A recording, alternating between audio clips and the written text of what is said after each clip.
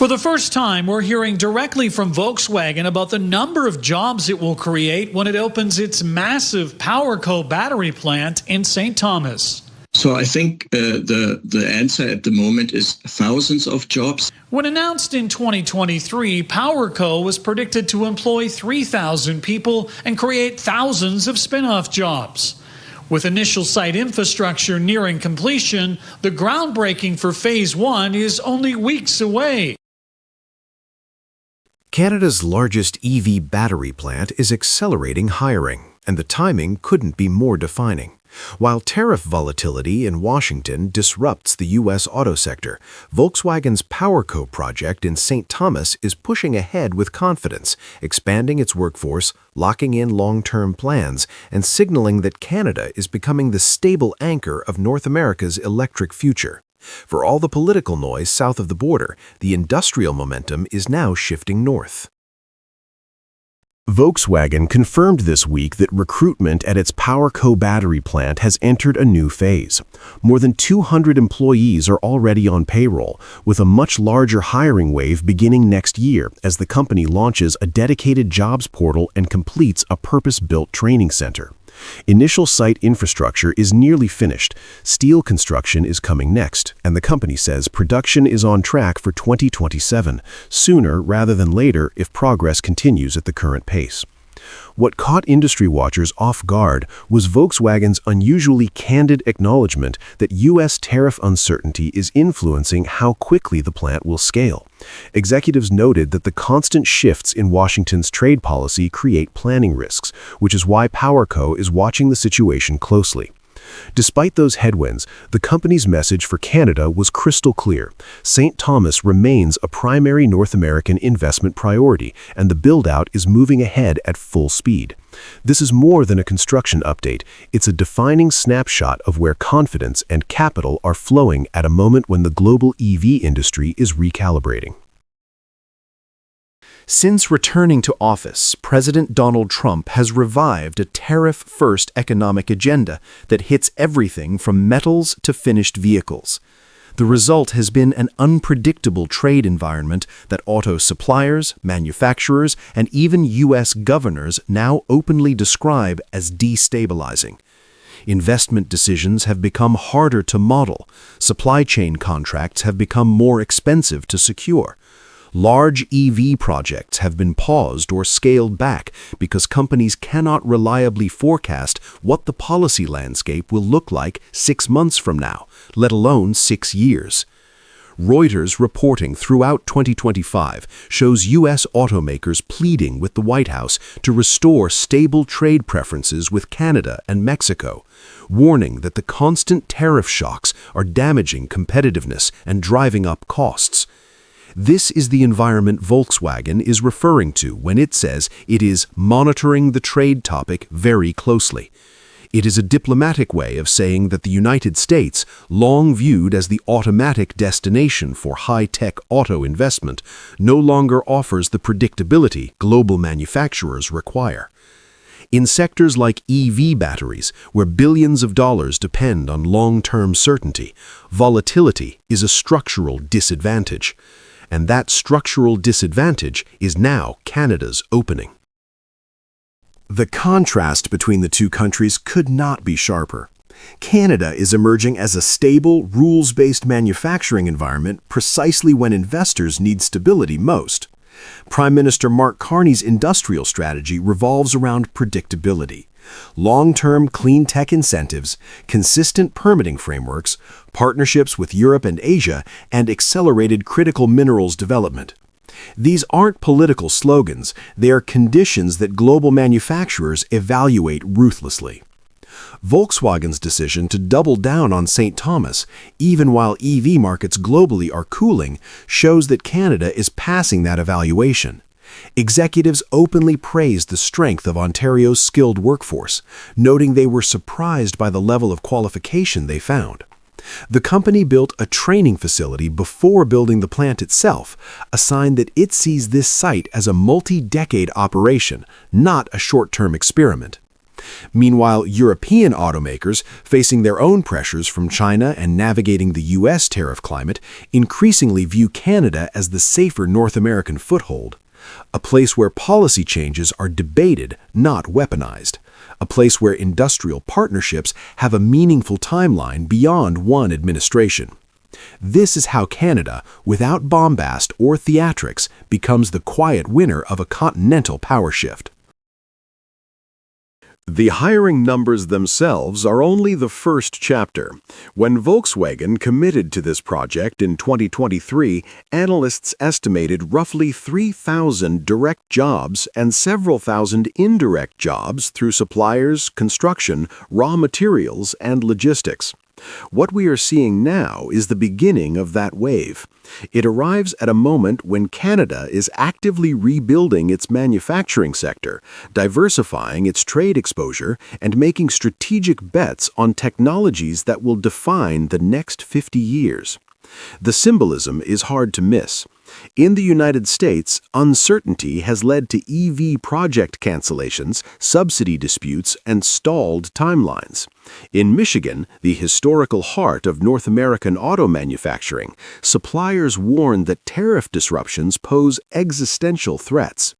Meanwhile, in a mid-sized Canadian city once written off as a casualty of industrial decline, steel structures for a massive battery plant will begin rising within months. Canada is not just keeping up, it is pulling ahead in the one sector that will shape the next generation of automotive supremacy. For all the rhetoric about reshoring American manufacturing, the reality on the ground is more complicated. Tariffs may score political points, but they introduce risk that multinational manufacturers cannot afford. Canada is offering the opposite: clarity, consistency, and a long-term industrial environment. This is why the EV supply chain, from mining to cathode materials to battery assembly, is consolidating north of the border. This matters for Trump because the U.S. cannot dominate the future of electric vehicles if the core components are increasingly being built in another country. It complicates Washington's leverage heading into the 2026 CUSMA review. It reduces America's control over essential technology, and it forces U.S. automakers to rely on a Canadian industrial base that is becoming more self-sufficient under Carney's stewardship. The irony is striking. While Trump's tariff strategy was meant to strengthen American manufacturing, it is Canada's long-term strategy that is now delivering the stability global companies actually want. Volkswagen's hiring ramp-up is a reminder that industrial power doesn't shift through speeches or slogans. It shifts through investment, workforce development, and the confidence of global companies willing to bet billions on a place they believe will remain stable. Right now, that place is Canada.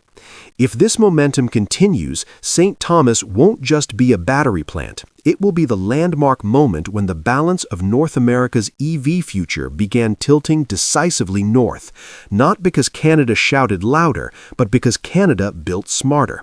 Final question. If global automakers are increasingly choosing Canada over the U.S. for the technologies of the future, how long until Washington realizes that the real center of gravity in North American manufacturing is quietly moving next door? Australian pension manager IFM Investors is committing more of its pension capital to investing in the Canadian market, specifically infrastructure and other real assets. Australia just sent a message that echoes far louder than any White House press conference. One of the world's biggest pension investors is expanding its footprint in Canada, not in the United States. IFM Investors, a global powerhouse managing more than $260 billion, has decided that the safest place to grow its long-term capital in North America is no longer Washington's backyard. It is Canada. And they're making this move at the exact moment Donald Trump's tariff war is shaking confidence across the continent. This isn't just another investment headline. It is a geopolitical signal, one that says Canada is becoming the financial safe haven Trump's America can no longer claim to be. What makes Canada so appealing for a long-term investor from your point of view? So we really have the backing of the Australian pension market, and those owners alongside our global clients across the world really see a lot of attraction towards investing in Canada. It's a highly aligned, really mature market, but at the same time presents a lot of opportunities across some of our core infrastructure areas, including transportation assets, utilities, as well as energy assets. So certainly see a lot of opportunities to invest here locally. IFM Investors, owned by Australian and UK pension funds, is opening a permanent office in Toronto after more than a decade of investing quietly in Canadian infrastructure. They already own Enwave's massive deep lake water cooling network, a geothermal system that heats and cools over 60 million square feet of downtown Toronto. And they hold a key stake in port terminals in Vancouver, which anchor Canada's Pacific trade routes. Now, IFM wants to deepen its presence. They're exploring new projects in transportation, clean energy, utilities, renewable natural gas, and the type of data center infrastructure that is becoming the backbone of the AI economy. Their executives are saying openly that Canada offers the kind of stability, regulatory clarity, and clean power foundation that investors need when they are committing money for decades, not election cycles. At the same time, the political backdrop could not be more contrastive. Mark Carney is steering Canada through a strategy of diversification and long-term nation-building, while Donald Trump, now deep into his second term, continues to turn tariffs into a political weapon. For investors who think in decades, the difference is glaring. The symbolism extends beyond policy. Australia, a country with deep historical, military, and economic ties to the United States, is not supposed to be seeking alternatives. Yet here we are, an Australian pension titan planting its flag on Canadian soil because the U.S. has become too unpredictable to trust. It is the kind of quiet diplomatic shift that doesn't make front-page news, but absolutely reshapes the strategic landscape. Infrastructure investors are cautious by nature. They don't chase trends, they hunt for stability. And Canada in 2025 checks every box.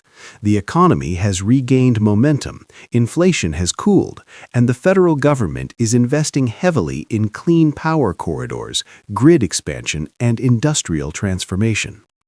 Canada also maintains one of the cleanest electricity systems in the G20, an enormous advantage for companies planning new data center clusters that require reliable, low-emission power. Meanwhile, the United States is veering in the opposite direction. Trump has reversed clean energy incentives, thrown supply chains into chaos with sudden tariff announcements, and signaled that regulatory clarity is no longer a priority. For a pension investor with a 30 or 50-year horizon, that uncertainty is a disqualifier. IFM's move is therefore more than an internal business decision. It is a vote of confidence in Canada's long-term trajectory and a vote of no confidence in America's current instability. There is also a cultural factor that rarely gets discussed. Canada's regulatory agencies, while sometimes slow, have a reputation for being consistent and apolitical, a luxury Americans no longer enjoy. Under Trump, even long-standing federal standards can be dismantled overnight with a single executive order. For investors deploying billions into assets that last generations, that volatility is fatal. Canada offers something increasingly rare, a government that behaves like an adult. The benefits are both immediate and long-lasting. Infrastructure projects of the scale IFM invests in generate thousands of jobs throughout their construction, operation, and supply chain life cycles. A single port expansion or data center complex can support several thousand workers from design to completion, and then sustain hundreds of long-term positions in operations, logistics, engineering, and maintenance. Cities also gain stable revenue streams. Systems like Enwave reduce pressure on the grid and cut energy costs for business districts. Vancouver's port terminals, when modernized, increase trade capacity and directly boost municipal and federal revenues through higher throughput. The biggest payoff, however, is strategic. IFM manages more than $200 billion. Even shifting 5% of future allocations toward Canada would translate into more than $12 billion in new investment over the next decade, and that is a conservative estimate. Once a major global fund moves in, others tend to follow. Foreign direct investment into Canada already reached more than $70 billion this year. IFM's expansion reinforces a trend that positions Canada as the preferred North American destination for patient, long-horizon capital. There is also the AI factor. Data centers cannot function without stable, affordable, low-emission electricity. Canada's grid, powered by hydro, nuclear, and renewables, gives it a competitive advantage the U.S. is rapidly losing. Trump's rollback of clean energy programs and constant regulatory pivots make it harder for data center operators to plan expansions south of the border. Investors know that, and they're repositioning accordingly. Viewed through the lens of the ongoing U.S.-Canada trade war, IFM's decision becomes even more revealing. Trump has spent the past year slapping tariffs across North America: steel, aluminum, autos, potash, fertilizers, lumber. He's turned supply chains into political bargaining chips, but what he sees as leverage, the rest of the world sees as risk. Australia's pivot to Canada is part of a broader, quiet realignment. European firms are building in Canada instead of the U.S. Asian partners like South Korea and Japan are deepening industrial and defense ties with Ottawa. Even U.S. tech giants from Microsoft to NVIDIA are expanding into Canada because the country offers the clean energy, stable policy environment, and long-term workforce planning they can't count on in an increasingly unpredictable United States. In that sense, IFM's move is not isolated. It is symptomatic. The world is diversifying away from America, and Canada is emerging as the primary beneficiary. And perhaps the most stinging part for Washington is this: none of these moves require a diplomatic showdown. Investors are not holding press conferences or giving fiery speeches. They are simply redirecting their money quietly, efficiently, and decisively toward Canada. Trump may dominate headlines, but Canada is winning where it actually counts: in capital, talent, and long-term strategic partnerships. Australia's IFM Investors isn't just expanding an office. They are shifting the center of gravity for long-term global capital. They are doing it because Canada has become the stable, clean-powered, predictable counterweight to an increasingly erratic United States. Every dollar that flows north is a vote of confidence in Canada's future and a warning shot for Washington. The real question now is simple: how many more global investors will follow once they realize that Canada, not the United States, offers the safer and more strategic home for the next generation of infrastructure and AI development? Because in today's geopolitical economy, capital speaks loudly, and right now it's speaking with a Canadian accent. Canadians have become united in the face of the fundamental change in U.S. trade policy. That's their choice. Yesterday, Canada and the UAE signed, finally, a Foreign Investment Promotion and Partnership Agreement, or FIPA. This will unlock tens of billions of dollars in investment between our two countries. And for Canadians, it's an opportunity to expand for our engineering firms, our construction companies, our aerospace sector, our agri-food, seafood producers, our AI firms. Canada has just delivered one of the clearest signs yet that the country is stepping into a new global role. In Abu Dhabi, Prime Minister Mark Carney unveiled a sweeping $115 billion investment plan that reads less like a routine economic announcement and more like a declaration of national confidence. For years, Canada played cautiously on the global stage, especially when dealing with the United States. But this time, Carney made something unmistakably clear. Canada is done waiting for Washington's permission. The country is building its future on its own terms with partners who actually want to build. At the Canada-UAE Investment Summit, Carney addressed a room full of investors, ministers, CEOs, and Emirati leaders. It was the kind of audience that signals seriousness, people who move capital, shape energy markets, and influence the technological future. Carney walked them through what Canada has already launched. In the span of just a few months, his government has announced more than $10 billion worth of nation-building projects.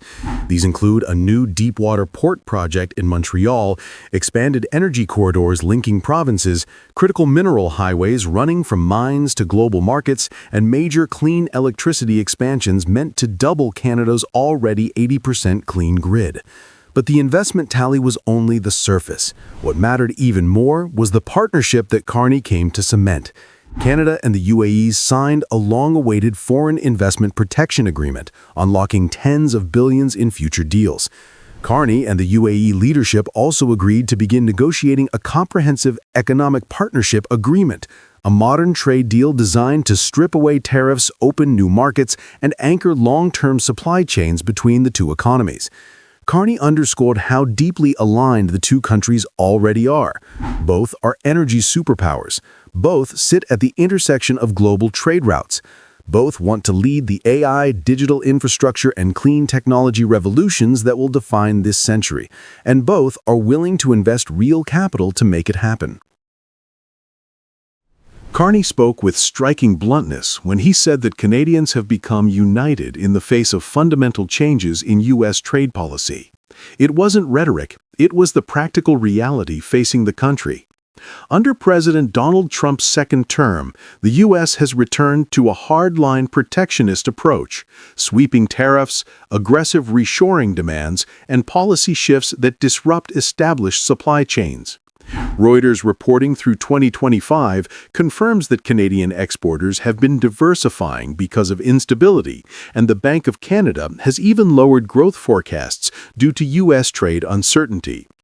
Carney's speech captured a turning point that has been building quietly for years. Canada no longer treats Washington's decisions as the gravitational center of its economy. Instead, it is preparing for a future where the U.S. is just one partner among many. This shift isn't anti-American, it's pro-Canadian, and that distinction matters. Canada's strategy stretches far beyond this summit. Carney outlined an economic map that now runs through Asia, Europe, and the Middle East, a multi-engine model designed to eliminate dependence on any single market. Canada has already finalized an economic partnership with Indonesia and is deep in negotiations with Thailand and the Philippines, with a full ASEAN deal expected next year. Even long-frozen relationships with India and China are reopening, highlighted by Carney's turning point meeting with Xi Jinping at APEC. All of this reinforces a simple point. Canada is positioning itself at the center of several global networks, not just North America. That shift matters as the 2026 USMCA review approaches, giving Ottawa leverage it hasn't had in decades. A standout moment in Carney's speech was his praise for the UAE's clean energy achievements. Masdar's 70-gigawatt clean power portfolio, including the world's largest solar plus battery project, is redefining what renewable baseload looks like. Carney linked this directly to Canada's ambitions, a grid already among the world's cleanest and a plan to double capacity within a decade. This puts Canada and the UAE on the same forward trajectory, while the United States, under Trump, moves in the opposite direction by rolling back clean energy incentives and freezing offshore wind development. As U.S. momentum slows, Canada and the UAE are building the industrial ecosystem of the future. Carney highlighted another crucial point. A billion-dollar agreement now close to finalization that will expand critical minerals processing capacity inside Canada. This is on top of the federal government's new $2 billion Minerals Sovereign Fund and more than $10 billion earmarked for mines-to-port infrastructure. For the world's clean tech economy, this is not a side story, it's a core story. Reuters and AP coverage consistently note that the United States remains heavily dependent on Chinese minerals because it lacks processing facilities at home. Trump's tariffs on Canadian metals have only added to U.S. supply instability. Canada is seizing that vacuum, partnering with nations like the UAE that need secure access to these minerals. In global terms, this positions Canada as the backbone of the Western critical minerals supply chain, something the United States cannot replicate quickly under current policies. Carney ended his speech by describing Canada as a AAA-rated, fiscally disciplined, stable democracy with some of the strongest institutions in the world. But it wasn't bragging, it was positioning. Canada is making itself the safe, predictable anchor in a volatile global economy. The fact that Canadian pension funds holding more than $2 trillion in assets are heading to the UAE early next year is a signal of intent. This is a two-way relationship built on scale, credibility, and ambition. It is not symbolic diplomacy. It is structural realignment. Canada is no longer knocking on doors asking to participate. It is setting the table and inviting the world to come to it. Carney's $115 billion plan is more than a domestic investment package. It is the blueprint of a new global posture. Canada is stepping into a world where partnerships define power, where clean energy leadership determines competitiveness, and where countries thrive not by clinging to old alliances, but by building new ones. For decades, Canada's economic story was almost exclusively tied to the United States. Today, that story is being rewritten. The UAE is one pillar, ASEAN is another, East Asia is a rising engine, and the US, while still critical, is no longer the only destination. The question now is how quickly Canada can turn this moment into momentum, and whether the United States is ready to accept that Canada no longer lives in its shadow. With a report saying that Mark Carney will talk with Xi Jinping on Friday. I think for Prime Minister Carney, it's important because he wants to recalibrate the relationship with China, and he wants to open up high-level dialogue. He essentially wants to say that Canada wants to have a relationship that allows us to advance some of our interests, particularly around trade and commercial relations. On the eve of the APEC summit in Jeonju, South Korea, the world's eyes are once again fixed on Donald Trump and Xi Jinping. Their meeting tomorrow is expected to dominate headlines, as both sides search for a fragile ceasefire in a trade war that has shaken global markets. But away from that spotlight, another leader has already made quiet progress. Canada's Prime Minister Mark Carney arrived in Asia earlier this month, and by the time he reached APEC, he had already secured one major win: a breakthrough at the ASEAN summit in Malaysia that opened new economic doors for Canada. Now, as he prepares to meet Xi Jinping tomorrow, Carney stands on firmer ground. His government has begun rebuilding Canada's presence in Asia while maintaining its independence between the US and China. Carney's appearance at the ASEAN Summit in Kuala Lumpur, October 26th to 28th, 2025, marked Canada's most active engagement with Southeast Asia in years. According to Global Affairs Canada, the Prime Minister met with several regional counterparts, including the leaders of Malaysia, Singapore, and the Philippines. The discussions focused on energy cooperation, digital trade, and supply chain resilience, key themes of Canada's Indo-Pacific strategy.